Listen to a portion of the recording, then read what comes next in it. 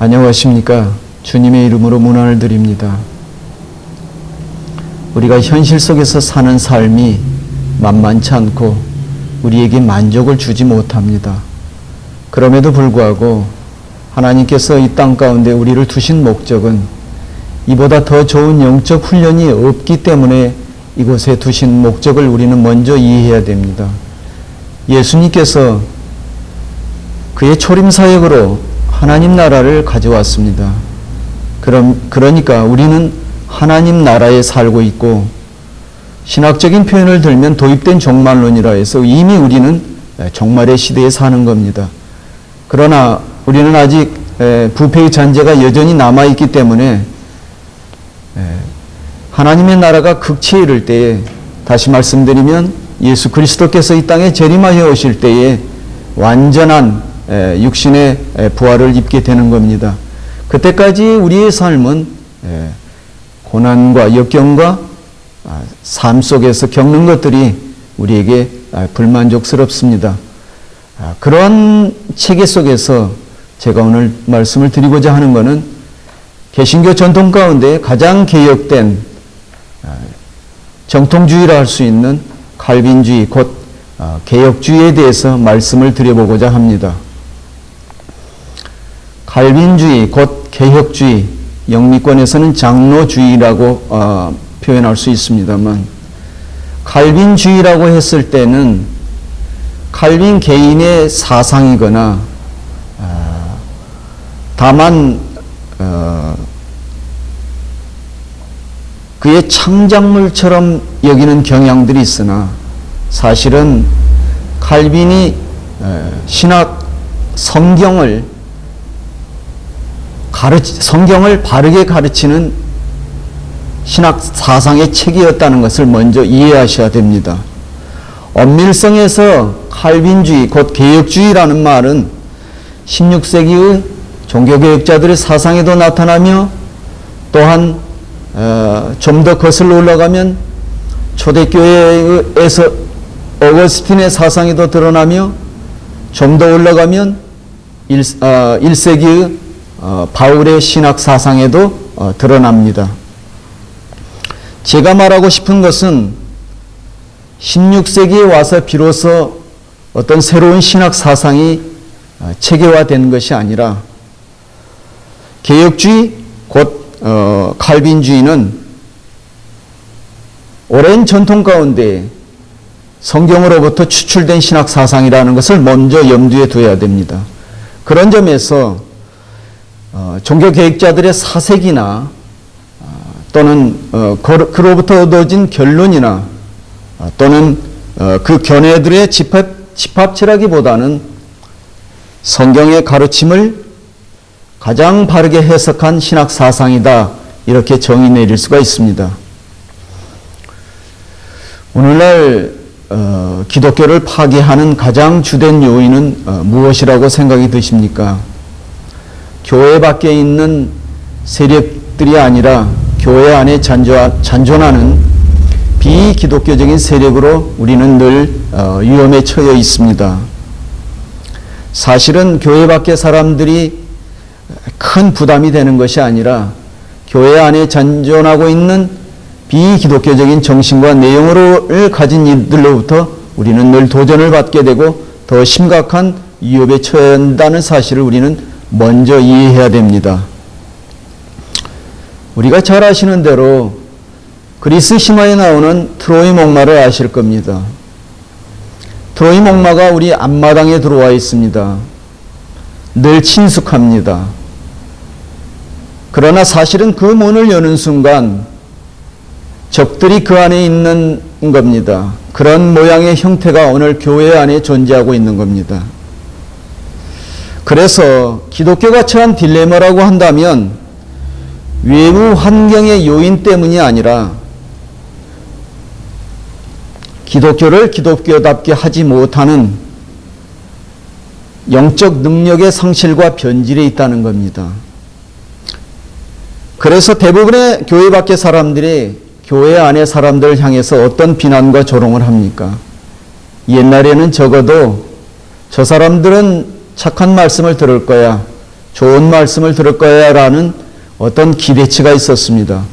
그러나 현실을 보시게 되면 한국교회, 제가 죄송합니다. 한국교회라고 감히 이렇게 말씀드리는 것은 제가 송구합니다.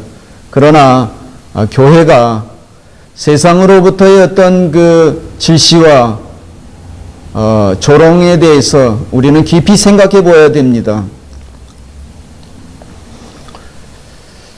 세상 사람들이 갖는 보편적인 윤리와 상식에도 미치지 못하니 저들이 우리를 향해서 더 이상 어떤 고상한 단체라는 기대감을 이미 포기한 지 오래라는 것입니다. 이것은 믿지 않는 사람들이 그렇게 지적하는 것이요, 믿는 사람들, 다시 말씀드리면 양식 있는 사람들도 그렇게 지목하고 있습니다. 이것은 기독교 인구가 줄어서 그렇습니까? 그렇지 않습니다. 한국교회는 어느 만큼은 정체라고 하고 또한 줄었다고 하지만 어느 만큼은 항상 교회 안에 존재하고 있습니다. 문제는 어디에 있습니까? 기독교인이라고 하지만 기독교인으로서의 진실된 삶의 능력과 말하자면 경건의 모양은 있으나 경건의 능력은 상실한 모습에 비판이 있게 마련인 겁니다. 이런 모습은 과거 이스라엘 백성이 그 전철을 우리가 그대로 받고 있다고 해도 과언이 아닌데, 이스라엘 백성이 하나님 앞에 심판을 받아야 했던 직접적인 이유가 영적인 간음과 배교에 있었습니다. 이스라엘 백성의 실패의 직접적인 원인이 이러한 것이었다고 한다면 우리 시대는, 우리 교회는 그보다 낫다고 할 수 있겠느냐, 이렇게 말했을 때 그렇지 않다고 말할 수 있습니다. 그렇다면 그런 영적 공황 상태와 호마 상태에 빠져가는 현실 교회로부터 신앙의 부흥과 신앙의 성장과 은 어디에서 찾을 것인가라는 고민해 볼 때에 이스라엘 백성의 선지자들이 불같은 음성으로 그들에게 지적했던 것에서 답을 얻어낼 수 있다, 이런 얘기입니다. 그것이 무엇이라고 생각이 드십니까? 호세아서 4장 6절에 내 백성이 지식이 없어서 망하는도다, 이런 말씀이 등장합니다. 이 지식은 무엇을 말하는 겁니까? 기독교를 아는 다만 표면적인 지식을 말함이 아니라 하나님에 관한 진리에 대한 바른 지식을 의미합니다. 오늘날 교회가 영적 공황 상태에 빠져가는 가장 큰 이유를 든다고 하면 하나님을 아는 지식이 없기 때문에 그렇습니다. 동일하게 아모스 선지자가 활동했던 주전 8세기로 돌아가 보겠습니다. 아모스서 8장 11절에 주 여호와의 말씀이니라, 보라 날이 이를지니 내가 기근을 땅에 보내리니 양식이 없어서 주림이 아니며 물이 없어서 가람이 아니며 아니요 여호와의 말씀을 듣지 못한 기갈이라. 무엇이 없다고 했습니까? 하나님의 말씀이 없다고 하였습니다. 아모스 선지자가 활동하던 주전 8세기는 가장 풍요롭고 북이스라엘에서 소출이 많았던 시대였습니다. 그런 시대를 향해서 하나님께서 말씀이 없다고 이런 지목을 하시는 겁니다. 그러면 우리는 한번 주변을 돌아보겠습니다. 우리의 주변이 호주 시내를 어디를 가다 보면 부족한 것이 없는 것을 우리는 보게 됩니다. 하나님 눈에도 그렇게 보일 것 같습니까? 그렇지 않다는 겁니다. 예수님께서 공생의 첫 시험이 40일을 굶주리시고 사단이 시험을 받는 내용이 있습니다. 우리가 너무 잘 아는 내용입니다. 사탄이 굶주리신 예수님을 향해서 비겁하게 이런 시험을 하지 않습니까? 굶주리시고 가장 연약할 때에 내가 하나님의 아들이거든 이 돌들을 들어 떡덩이를 만들라 이렇게 이야기합니다. 그때 예수님께서 사단의 시험을 이기신 내용이 무엇이었습니까? 사람이 떡으로만 사는 게 아니라 하나님의 입에서 나오는 말씀으로 산다고 이렇게 물리치십니다. 무엇을 말하고자 하는 것입니까? 인생에 있어서 가장 중요한 것은 먹는 겁니다. 먹지 않으면 생을 유지할 수가 없습니다. 이것은 문화가 다르든 역사가 다르든 상황이 다르든 시대가 다르든 누구에게나 주어진 보편적이고 공통적인 삶의 조건입니다. 그럼에도 불구하고 예수님께서 사단의 유혹을 이기신 내용이 사람이 떡으로만 사는 것이 아니라 하나님의 입에서 나오는 말씀으로 산다고 하였습니다. 무슨 이야기입니까? 우리는 이 세상을 사는 일반적인 존재와는 전혀 다른 방식으로 사는 존재들이다 라는 것을 의미합니다. 이게 성도의 삶의 본질입니다. 우리가 믿지 않는 자들과 동일한 모습으로 육신적인 생을 위해서 먹고 마시는 것이 중요하긴 하지만 우리의 영혼이 무엇을 먹고 마실 것이냐, 그것을 주시는 분이 누구시냐라는 것을 깨닫는 것이 훨씬 더 중요합니다.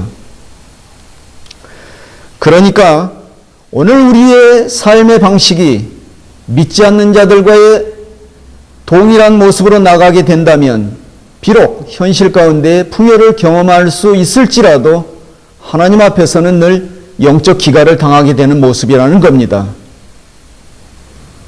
그런 면에서 아무리 우리의 주변이 상황이 어렵고 힘들고 고난 가운데 있고 역경이 엄습하고 곰핍하고 궁핍한 삶을 산다 할지라도 그것을 통해서 하나님의 말씀을 바르게 공급받고 바르게 세워질 수 있다면 그것이 가장 부유한 삶이요 복된 삶이라는 것을 우리는 먼저 깨달아야 합니다.